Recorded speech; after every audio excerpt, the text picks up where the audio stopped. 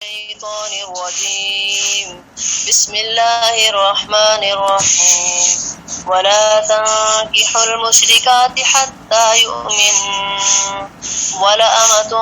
مؤمنة خير من مشركة ولو أعجبتكم ولا تنكحوا المشركين حتى يؤمنوا ولعبد مؤمن خير من مشرك ولو أعجبكم أولئك يدعون إلى النار والله يدعو إلى الجنة والمغفرة بإذنه ويبين آياته للناس لعلهم يتذكرون ويسألونك عن المحيض قل هو أذى فاعتزلوا النساء في المحيض ولا تقربوهن حتى يطهرن فإذا تطهرن فأتوهن من حيث أمركم الله إن الله يحب التوابين ويحب المتطهرين ولا تنکحوا اور نہ تم نکاح کرو المشرکاتی مشرکہ عورتوں سے شرک کرنے والی عورتوں سے حتیٰ یہاں تک کہ یؤمننا وہ ایمان لے آئیں یؤمننا جمع مؤنث غائب کا صیغہ ہے یہاں تک کہ وہ ایمان لے آئیں والا آمۃ اور البتہ لونڈی مؤمنۃ ایمان والی خیرن بہتر ہے من مشرکۃ مشرکہ عورت سے شرک کرنے والی عورت سے ولو اعجبتکم اور اگرچہ اچھی لگے تمہیں ولا اور نہ تنکحوا تم نکاح کرو المشرکین مشرک مردوں سے شرک کرنے والے مردوں سے حتیٰ یہاں تک کہ یؤمنوا وہ ایمان لے آئیں والا عبد اور البتہ غلام مؤمن خیر بہتر ہے من مشرکن مشرک مرد سے یا شرک کرنے والے سے ولو اور اگرچہ جب لگے تمہیں اولئک یہ لوگ لاتے ہیں الی النار طرف آگ کی واللہ اللہ تعالی یدعو بلاتا ہے الی الجنتی طرف جنت کی والمغفرتی اور بخشش کی باذنہ ساتھ اپنے حکم کے ویبین اور بیان کرتا ہے آیاتہ نشانیاں اپنی للناسی لوگوں کے لیے لعلہم تاکہ وہ یتذکرون نصیحت پکڑیں ویسألونک اور سوال کرتے ہیں آپ صلی اللہ علیہ وسلم سے عن المحیض حیض کے بارے میں قل فرما دیجئے اے پیغمبر صلی اللہ علیہ وسلم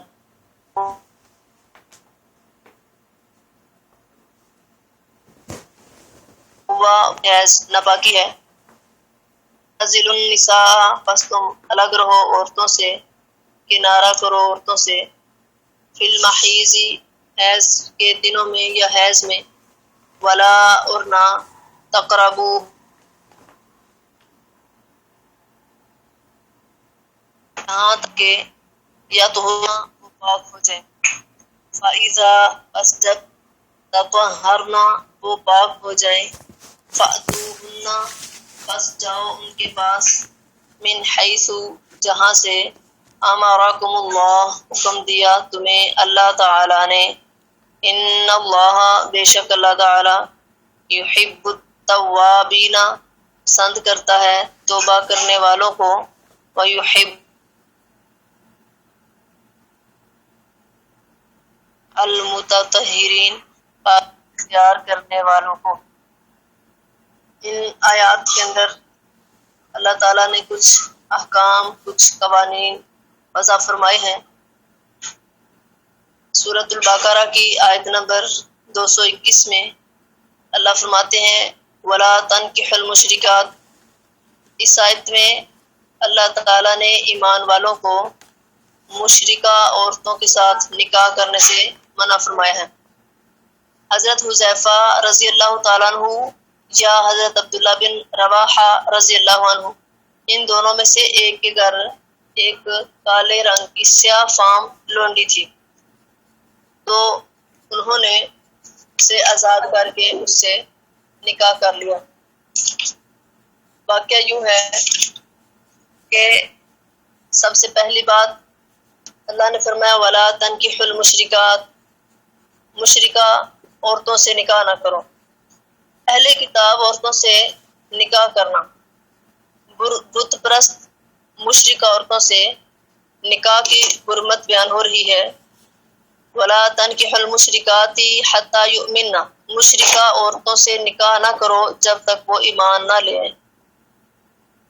گو آیت کا عموم تو ہر ایک مشرکہ عورت سے نکاح کرنے کی ممانعت پر ہی دلالت کرتا ہے، لیکن دوسری جگہ پر فرمان اللہ تعالیٰ نے فرمایا بل محصنات من الذین اوتوا الکتاب من قبلکم، کہ تم سے پہلے جو لوگ اللہ کی کتاب دیے گئے یعنی یہود و نصارہ، ان کی پاک دامن عورتوں سے بھی جو زنا کاری سے بچنے والی ہوں، ان کے مہر ادا کر کے ان سے نکاح کرنا تمہارے لیے حلال ہے۔ حضرت ابن عباس رضی اللہ عنہما کا قول بھی یہی ہے کہ ان مشرکہ عورتوں میں سے اہل کتاب عورتیں مخصوص ہیں، یعنی اہل کتاب کی وہ عورتیں جو مشرکہ نہ ہوں۔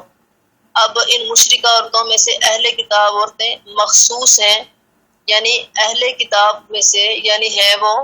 پہلے پیغمبروں کو ماننے والی ہیں لیکن اللہ کے ساتھ شرک کرنے والی نہیں ہیں،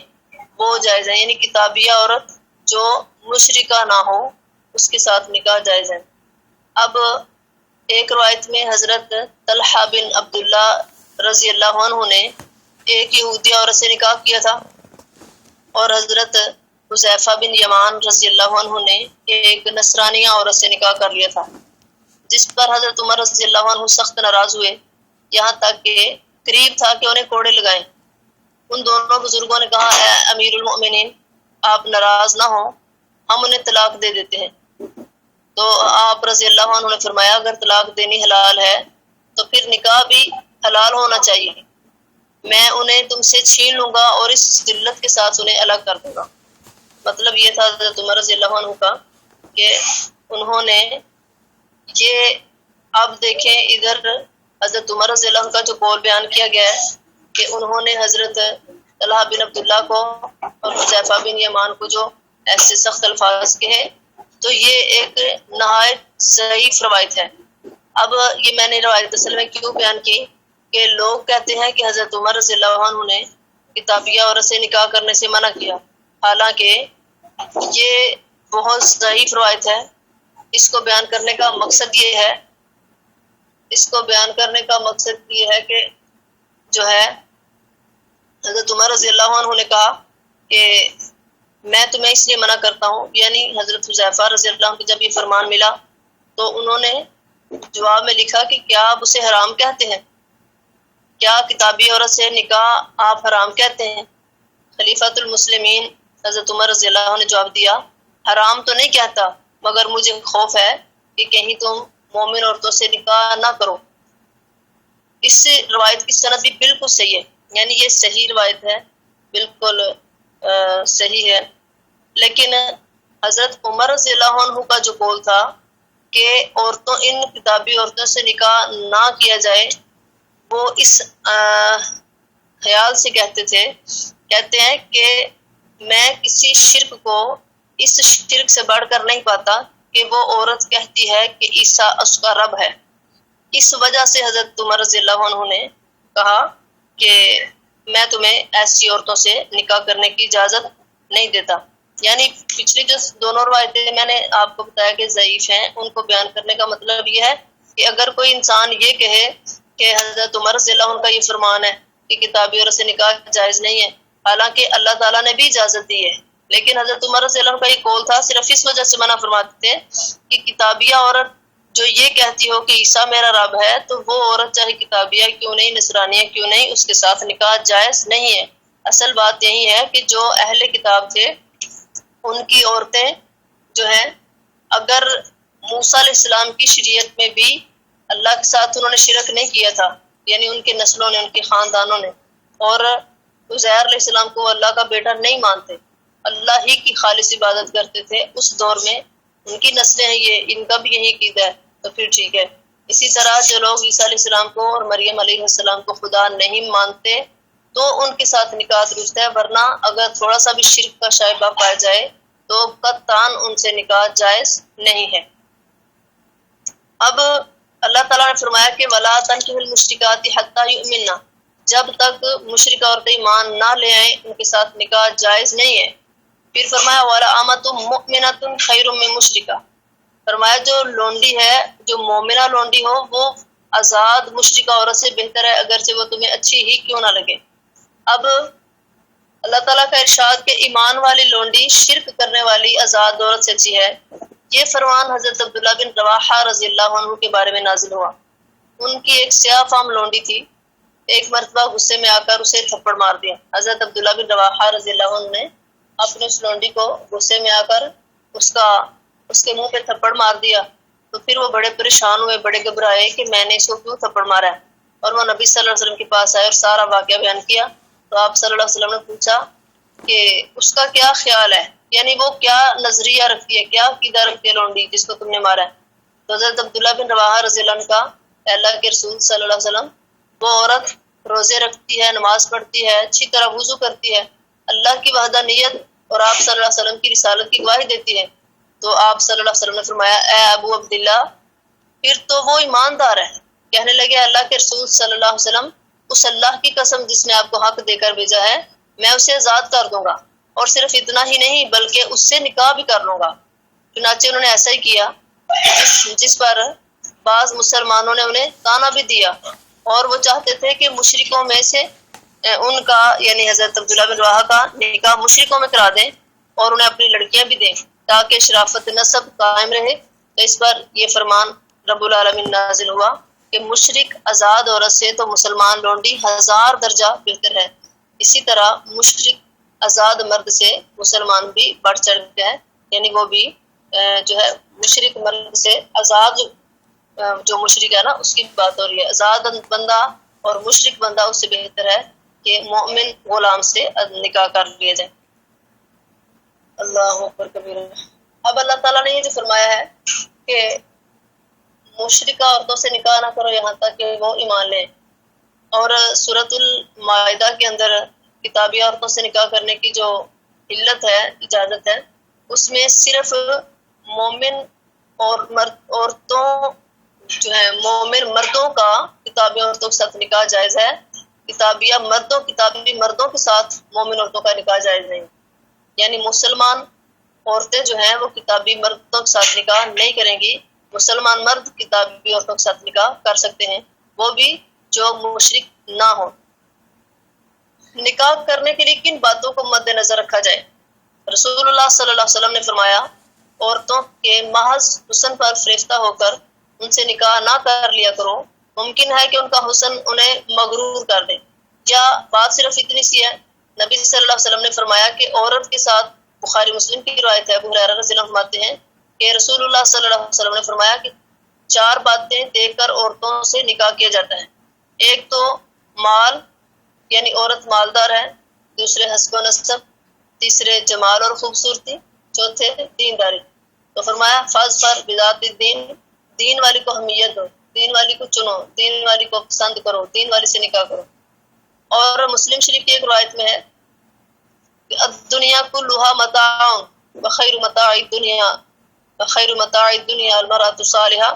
فرمایا دنیا ساری ایک فائدہ اٹھانے کی جگہ ہے، بہترین فائدہ ہے، اور دنیا کا بہترین فائدہ، سب سے افضل جو چیز ہے وہ نیک بخت اچھی عورت ہے، فرما بردار عورت ہے۔ جب اس کا شوہر اس کی طرف دیکھے، اس کو حسن و جمال سے، اس اخلاق سے خوش کر دے، اور جب اس کو کسی کام کا حکم دے تو وہ اس کی فرما برداری کرے۔ تو اب اللہ تعالیٰ نے فرمایا کہ نیک عورتوں کی نشانی ہے کہ وہ اپنے شوہروں کی فرما بردار ہوتی ہیں، اور پھر فرمایا کہ مشرک مردوں کے نکاح میں مسلمان عورتیں بھی نہ دو، جیسے قرآن کریم میں اللہ نے فرمایا لا ہن حل لہم ولا ہم یحلون لہن، فرمایا نہ کافر عورتیں مسلمان مردوں کے لیے حلال ہیں، نہ مسلمان مرد کافر عورتوں کے لیے حلال ہیں۔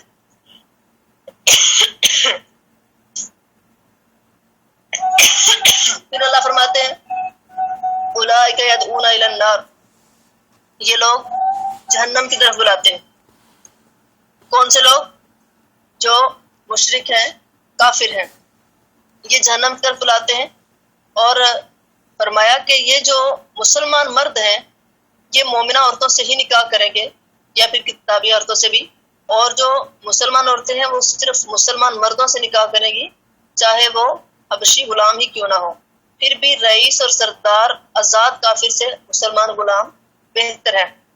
پر میں ان لوگوں کا میل جول، ان کی صحبت، محبت دنیا، حفاظت دنیا، کن کی؟ کافروں کی اور مشرکوں کی جو اصل توجہ ہے وہ دنیا کی طرف ہے، وہ دنیا کی حفاظت میں اور دنیا طلبی میں اور دنیا کو آخرت پر ترجیح دینے میں ہی لگے رہتے ہیں، جس کا انجام جہنم ہے۔ تو اللہ تعالیٰ اور اس کے رسول صلی اللہ علیہ وسلم کے فرمان کی پابندی، اس کے حکموں کی تعمیل جنت کی راہبری کرتی ہے، گناہوں کی مغفرت کا باعث بنتی ہے۔ تو اللہ تعالیٰ نے لوگوں کو واعظ و نصیحت اور بندہ و عبرت کے لیے اپنی آیتیں واضح طور پر بیان فرما دی، اور فرمایا کہ یہ جو کافر و مشرک ہیں ان سے نکاح کرنے سے اس وجہ سے منع فرمایا کہ یہ لوگ جہنم کی طرف بلاتے ہیں، اور جو مومن ہیں وہ جنت کی طرف بلاتے ہیں، اللہ کی رحمت اور اس کی بخشش کی طرف بلاتے ہیں۔ یعنی مطلب یہ ہے کہ وہ ذریعہ بنتے ہیں۔ فرمایا واللہ یدعو الی الجنۃ والمغفرۃ باذنہ، اللہ جنت کی طرف اور اپنی بخشش کی طرف بلاتا ہے، اس لیے کہ نیک لوگوں کے ساتھ نکاح کرنے کی وجہ سے انسان اپنی صحبت میں، اچھے انسان کی صحبت میں رہ کر مزید نیک ہو جاتا ہے، تو یہ نیکی جنت میں جانے کا سبب بنتی ہے۔ تو اللہ ایسے نیک لوگوں کو جنت اور بخشش کی طرف بلاتا ہے۔ فرمایا کہ اللہ تعالیٰ نے اس لیے بعض نشانیاں بیان کر دی ہیں تاکہ تم نصیحت پکڑو، ان کو یاد رکھو۔ آگے اللہ فرماتے ہیں وَيَسْأَلُونَكَ عَنِ الْمَحِيضِ، آپ سے حیض کے بارے میں سوال کرتے ہیں۔ اس کا ترجمہ ہم نے کر لیا ہے، یعنی لوگوں نے پوچھا کہ اللہ کے رسول صلی اللہ علیہ وسلم حیض کیا چیز ہے؟ تو فرمایا کہہ دو کہ وہ گندگی ہے، حالت حیض میں عورتوں سے الگ رہو جب تک وہ پاک نہ ہو جائیں، ان کے قریب نہ جاؤ۔ ہاں جب وہ پاک ہو جائیں تو ان کے پاس جاؤ جہاں سے اللہ نے تمہیں اجازت دی ہے۔ اللہ تعالیٰ توبہ کرنے والوں کو اور پاک رہنے والوں کو پسند کرتا ہے۔ حیض کے دنوں اور جماع کے مسائل کی تفصیل۔ حیض کے دن کون سے ہیں اور حیض کے ساتھ ہم بستری کرنے کے مسائل۔ حضرت انس رضی اللہ عنہ فرماتے ہیں کہ یہودی لوگ حائضہ عورتوں کو نہ اپنے ساتھ کھلاتے تھے، نہ اپنے ساتھ رکھتے تھے، نہ اپنے ساتھ بیٹھ کر ان کو کوئی کھانا کھلانا، پانی پلانا، کچھ بھی نہیں ان کے ساتھ، بلکہ ان کو اپنے گھروں سے نکال دیتے، ان کے میکا بیچ دیتے یا اپنے سے الگ کر دیتے۔ تو صحابہ کرام نے اس بارے میں حضور صلی اللہ علیہ وسلم سے سوال کیا کہ اللہ کے نبی صلی اللہ علیہ وسلم ہمیں حالت حیض میں کیا کرنا چاہیے؟ تو جس کے جواب میں یہ آیت اتری اور حضور صلی اللہ علیہ وسلم نے فرمایا کہ سوائے ہم بستری کے اور سب کچھ حلال ہے۔ یہودی یہ سن کر کہنے لگے کہ ہمیں انہیں تو بس ہماری مخالفت سے ہی غرض ہے، ہم جو بھی کام کرتے ہیں مسلمان بس ہماری مخالفت ہی کرتے ہیں۔ اب دیکھیں جب مسلمانوں نے مخالفت کی کہ ان کے ساتھ کھانا پینا بھی جائز ہے، ان کے ساتھ تعلقات سوائے ہم بستری کے مباشرت کر سکتے ہیں، پاس لیٹ سکتے ہیں، سو سکتے ہیں، الغرض سارے معاملات، تو صرف ایک حد جو اللہ نے رکھی ہے اس کو عبور نہیں کرتا۔ تو صحابہ کرام میں سے حضرت اسید بن حضیر رضی اللہ عنہ نے اور عباد بن بشر رضی اللہ عنہ دونوں نے نا یہودیوں کا یہ کلام نقل کیا کہ یہودیوں نے کہا ہے، اللہ کے نبی صلی اللہ علیہ وسلم جی، یہودیوں نے کہا ہے کہ مسلمانوں کو بس ہماری مخالفت کرنی آتی ہے، تو آپ ایسا کریں، کیا خیال ہے آپ کا؟ صحابہ کرام نے کہا کہ اگر آپ ہمیں ہم بستری کرنے کی بھی اجازت دے دیں حیض کے دنوں میں تو ہم مزید ان کی مخالفت کریں۔ تو آپ صلی اللہ علیہ وسلم کا چہرہ یہ سن کر متغیر ہو گیا، غصے سے سرخ ہو گیا۔ تو یہاں تک کہ اور صحابہ کرام نے خیال کیا کہ اللہ کے نبی صلی اللہ علیہ وسلم بس ان سے ناراض ہو گئے، انہوں نے ایک ایسی غلط بات کہی ہے، ناجائز بات کہی ہے، حالانکہ ان کا ایک نبی صلی اللہ علیہ وسلم کے حکم کی نافرمانی کرنا نہیں تھا، ان کا مقصد صرف یہ تھا کہ مزید یہودیوں کی مخالفت، زیادہ سے زیادہ مخالفت ہو، تو وہ بھی انہوں نے اپنی مرضی سے یہ کام کیا نہیں بلکہ اجازت مانگ رہے ہیں۔ تو نبی صلی اللہ علیہ وسلم نے غصے کا اظہار فرمایا، تو پھر یہ دونوں صحابی چلے گئے، حضرت اسید بن حضیر بھی اور عباد بن بشر بھی۔ تو نبی صلی اللہ علیہ وسلم کے پاس کوئی بزرگ تحفہ دودھ لے کر آئے تھے، تو آپ نے ان کے پیچھے آدمی بھیج کر انہیں بلایا اور وہ دودھ انہیں پلایا۔ یعنی پتہ چل گیا کہ آپ صلی اللہ علیہ وسلم ان سے ناراض نہیں ہے، تو اب معلوم ہوا کہ وہ غصہ جاتا رہا۔ اب اس فرمان کا اللہ تعالیٰ کا جو یہ فرمان ہے نا کہ حیض کی حالت میں عورتوں سے الگ رہو، یہ مطلب ہوا کہ جماع نہ کرو۔ الگ رہنے سے مطلب فاعتزلوا النساء فی المحیض، حیض کے دنوں میں عورتوں سے الگ رہنا ہے۔ اس کا مطلب یہ ہے کہ ان سے ہم بستری نہیں کرنی۔ الگ رہنے کا یہ مطلب بالکل بھی نہیں ہے کہ عورتوں کے پاس ہی نہ بیٹھا جائے، ان کے ساتھ کھانا پینا نہ کھایا پیا جائے، نہ سویا جائے، یہ کوئی بات نہیں، صرف ہم بستری کرنے سے منع کیا اور باقی سب حلال ہے۔ اور اکثر علماء کا مذہب یہ ہے کہ سوائے ہم بستری کے مباشرت جائز ہے، یعنی ان کے ساتھ میل جول تعلق معاملات سارے۔ تو احادیث میں ہے کہ حضور صلی اللہ علیہ وسلم بھی ایسی حالت میں ازواج مطہرات سے ملتے جلتے تھے، لیکن وہ اپنے لباس کو جس طرح آپ صلی اللہ علیہ وسلم کو حکم دیتے کہ اپنے ازار جو ہے مضبوطی سے باندھ لو، جس طرح انڈر گارمنٹس ہوتے ہیں، اور جو بھی معاملات اپنے آپ کو سنوارنے کے، سنبھالنے کے، کور کرنے کے، تو فرماتی ہیں کہ وہ تہہ بند باندھے ہوئے ہوتی تھی۔ اور حضرت عمارہ بن غراب کی پھپھی صاحبہ نے حضرت عائشہ رضی اللہ عنہا سے سوال کیا کہ اگر عورت کا ایک ہی بستر ہو تو وہ کیا کرے، یعنی ایسی حالت میں اس کے ساتھ اس کا خاوند سو سکتا ہے یا نہیں؟ تو انہوں نے حضرت عائشہ رضی اللہ عنہا نے فرمایا کہ سنو، ایک مرتبہ رسول اللہ صلی اللہ علیہ وسلم گھر تشریف لائے، آتے ہی اپنی نماز کی جگہ تشریف لے گئے اور نماز میں مشغول ہو گئے، تو زیادہ دیر لگ گئی اور اس عرصے میں مجھے نیند آ گئی۔ یہ حضرت عائشہ رضی اللہ عنہا ان کو مسئلہ بتا رہی ہیں۔ انہوں نے پوچھا کہ مجھے بتائیں کہ اگر عورت کو حیض آیا ہو اور وہ شوہر بیوی دونوں گھر میں ہو تو اکٹھے سو سکتے نہیں؟ اب یہ اپنی بات بتا رہی ہیں اپنا، یعنی اللہ نے اسی لیے انسانوں میں سے پیغمبر بھیجے نا کہ لوگوں کو ان کی صحیح رہنمائی کر سکیں، کہ جو معاملات ان کے ساتھ ہوں وہ اس کے مطابق لوگوں کی رہبری کر سکیں۔ تو حضرت عائشہ رضی اللہ عنہا نے کہا کہ میں نبی صلی اللہ علیہ وسلم کا انتظار کرتی رہی، آپ نماز پڑھتے رہے، تو اسی دوران مجھے نیند آ گئی۔ تو جب آپ نماز پڑھ کے فارغ ہوئے تو آپ صلی اللہ علیہ وسلم کو بہت زیادہ سردی لگنے لگی۔ نبی صلی اللہ علیہ وسلم نے جب آپ نے نماز پڑھ کے آئے میرے پاس تو آپ نے مجھ سے فرمایا کہ ادھر آؤ، یعنی میرے پاس آ جاؤ۔ تو حضرت عائشہ کہتی ہیں کہ میں نے کہا حضور میں صلی اللہ علیہ وسلم میں تو حیض سے ہوں۔ تو آپ صلی اللہ علیہ وسلم نے فرمایا، مجھے حکم دیا کہ میں اپنے گھٹنوں سے کپڑا اٹھا دوں، یعنی نیچے سے اوپر کر لوں، ازار باندھنے اتارنے کا حکم دیا، ویسے اوپر والا کپڑا پیچھے ہٹانے کا حکم دیا۔ اور کہتی ہے کہ پھر میری ران پر آپ صلی اللہ علیہ وسلم نے اپنا رخسار اور اپنا سینہ مبارک رکھا اور آپ لیٹ گئے، اور میں بھی ان کے اوپر ایسے جھک گئی کہ نبی صلی اللہ علیہ وسلم کی سردی ختم کرنے کے لیے، اور آپ صلی اللہ علیہ وسلم کی سردی کم ہوئی تو اسی جب آپ کو ہیٹ پہنچی، آپ کو سکون ملا تو آپ سکون سے سو گئے۔ تو مطلب یہ ہے صلی اللہ علیہ وسلم۔ حضرت عائشہ رضی اللہ عنہا نے وہ جو خاتون پوچھنے کے لیے آئی تھی کہ کیا اپنے شوہر کے ساتھ سو سکتی ہیں حیض کے دنوں میں، تو انہوں نے یہ بات بتا کے، اپنی بات بتا کے ان کو واضح کر دیا کہ میاں بیوی دونوں سو سکتے ہیں، اس میں کوئی حرج نہیں ہے۔ اب دیکھیں اسلام کے مسائل جو ہیں مرد عورتوں سے پوچھ سکتے ہیں، اگر کوئی ایسا جس طرح ایک محرم رشتہ ہے وہ بھی پوچھ سکتا ہے، اگر کوئی مردوں کو مرد بتانے والا موجود نہیں ہے،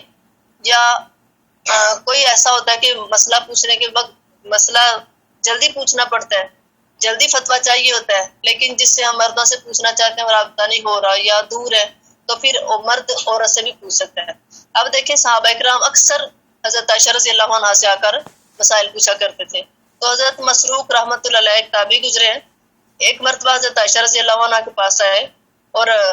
آ کر کہنے لگے کہ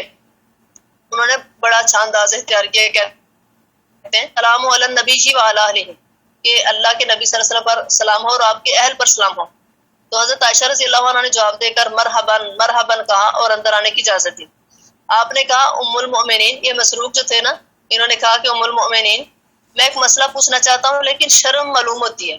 میں ایک مسئلہ پوچھنا چاہ رہا ہوں لیکن مجھے شرم آ رہی ہے۔ تو آپ نے فرمایا سن بیٹے، میں تیری ماں ہوں اور تو میرے بیٹے کے قائم مقام ہے، جو پوچھنا چاہتے ہو پوچھ لو۔ کہا فرمائیے، یعنی وہ مسروق تھے، انہوں نے کہا کہ بتائیے آدمی کے لیے اپنی حائضہ بیوی حلال ہے؟ حائضہ عورت حیض کی حالت میں اس آدمی کے لیے حلال ہے؟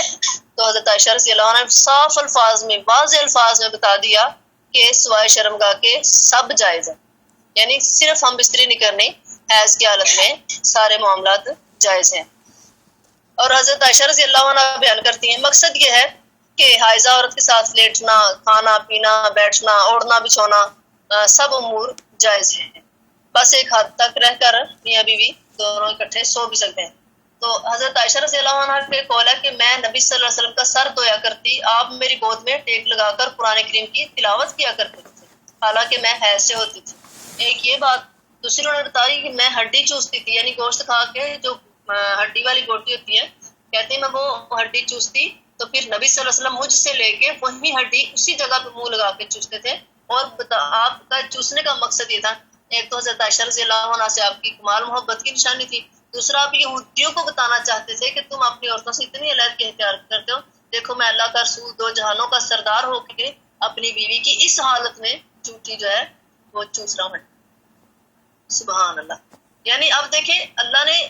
और इस्लाम ने इस औरत को इज्जत दे दी, जबकि इस्लाम के आने से पहले इस औरत की कोई इज्जत नहीं थी। बुरी निगाह से इसको मनहूस समझा जाता, बुरी निगाह से देखा जाता, माशरे में इस औरत की कोई इज्जत नहीं थी। लेकिन जब इस्लाम आया तो अल्लाह ने इज्जतें औरत को दे दी। सुभान अल्लाह। तो हजरत आयशा फरमाती है कि मैं हड्डी चूसती थी और आप सल्लल्लाहु अलैहि वसल्लम भी उसी हड्डी को वही मुंह लगाकर चूसते। मैं पानी पीती, फिर बर्तन आप सल्लल्लाहु अलैहि वसल्लम को देती तो आप भी वही मुंह लगाकर उस बर्तन से पानी पीते थे। और फरमाते हैं कि मैं उस वक्त हाइजा होती थी, यानी हैज की हालत में होती थी। अल्लाह अकबर। और अबू दाऊद में एक रवायत है कि कहती है कि मेरे हैज के शुरू दिनों में, और आप जानते हैं शुरू दिनों में जरा मामला और तरह का होता है, तो कहती है हैज के शुरू दिनों में नबी सल्लल्लाहु अलैहि वसल्लम मेरे साथ ही एक लिहाफ में सो जाते। अगर आपका कपड़ा कहीं से खराब हो जाता या ब्लीडिंग जैसे, तो आप सल्लल्लाहु अलैहि वसल्लम उतनी ही जगह को धो डालते, और अगर जिस्म मुबारक पर कुछ लग जाता तो उसे भी धो डालते, और फिर उन्हीं कपड़ों में आप सल्लल्लाहु अलैहि वसल्लम नमाज पढ़ लिया करते थे। तो ये देखें, अब अल्लाह के रसूल सल्लल्लाहु अलैहि वसल्लम दो जहानों के सरदार हैं, तो अपनी औरतों से इतनी मुरव्वत, इतने मोहब्बत कर रहे हैं और उनकी दिल आजारी नहीं कर रहे हैं, और हमें हमारे मर्दों को सबक दे रहे हैं कि ये औरत जो है नफरत करने वाली चीज नहीं है, और ये तो अल्लाह ताला का एक निज़ाम है। तो मतलब इन सारी रिवायत का यही है कि औरत के साथ ऐसे दिनों में मेल जोल रखना, मुबाशरत करना, उनके साथ लेटना, बोसो किनार करना, सब कुछ जायज है सिवाय हम बिस्तर के। अल्लाह अकबर कबीर। अब हजरत मैमूना बिन्त हारिस रज़ियल्लाहु अन्हा फरमाती हैं कि नबी सल्लल्लाहु अलैहि वसल्लम जब अपनी किसी अहलिया से उनकी हैज की हालत में मिलना चाहते थे तो उन्हें हुक्म देते थे कि तह बांध लें, यानी अपना जो अंडर गारमेंट्स है उसको अच्छी तरह मजबूत कर लें, बांध लें। और बुखारी शरीफ इसी तरह बुखारी मुस्लिम में ये भी हदीस हज़रत आयशा रज़ियल्लाहु अन्हा से मरवी है कि हुजूर सल्लल्लाहु अलैहि वसल्लम से एक शख्स सवाल करता है कि मेरी बीवी से मुझे उसके हैज की हालत में क्या कुछ हलाल है, तो आप सल्लल्लाहु अलैहि वसल्लम ने फरमाया तह बंद के ऊपर का कुल, यानी तह बंद से ऊपर पूरा जिस्म उसका तेरे लिए हलाल है। मतलब ये है कि अल्लाह ताला ने फरमाया कि ये आपसे हैज के बारे में सवाल करते हैं तो आप इनको बता दें कि ये एक गंदगी है। चंद दिन अल्लाह ताला ने एक हद बंदी की है कि इन दिनों में औरत से हम बिस्तरी नहीं करनी। जब औरतें पाक हो जाएं, खूब साफ सुथरी हो जाएं, नहा लें, गुस्ल कर लें, तो तुम उनके पास जा सकते हो, उनसे हम बिस्तरी कर सकते हो। अच्छा, इसमें अब कई ऐसे बेसब्रे मर्द होते हैं कि जो बिल्कुल भी सब्र नहीं कर सकते और 4 दिन इंतजार भी नहीं कर सकते, तो ऐसा भी मामला पेश आ सकता है किसी के साथ। अल्लाह ताला सबको महफूज रखे और इस्लाम की हदों को कमाल करने से बचाए। तो अब एक कौल ये भी है, हजरत इब्न अब्बास रज़ियल्लाहु अन्हुमा से रवायत है कि रसूलुल्लाह सल्लल्लाहु अलैहि वसल्लम ने फरमाया, जो शख्स अपनी हाइजा बीवी से जिमा करे, यानी हम बिस्तरी कर ले, तो वो 1 दिनार या आधा दिनार सदका करे। अब ये उसकी सजा है। दिनार चांदी का होता है और दिनार सोने का होता है, दिरहम चांदी का होता है। अब 1 दिनार सदका करे, मेरे ख्याल से हमारे आज के एतबार से 30-40 हजार रुपये बन जाता है 1 दिनार का। तो इतना सदका करे अगर उसने अपनी बीवी से हम बिस्तरी कर लिया। और आधा दिनार जो कहा वो इस तरह कि अगर शुरू दिनों में हम बिस्तरी कर लिए तो पूरा दिनार देगा, और अगर आखिरी दिनों में यानी गुस्ल करने से पहले हम बिस्तरी कर लिया तो फिर आधा दिनार देगा। अब अक्सर औरतें इस मसले में भी परेशान होती हैं कि आज हमने हैज से पाक होना है, गुस्ल करना है, तो क्या हम जो है आमद मुतालबा करते हैं तो पहले हम बिस्तरी वाला मामला कर लें, फिर गुस्ल कर लें, एक ही गुस्ल में फारिग हो जाए, तो क्या ऐसा ठीक है? बिल्कुल भी ठीक नहीं। अल्लाह ने फरमाया फाइदा ततहरना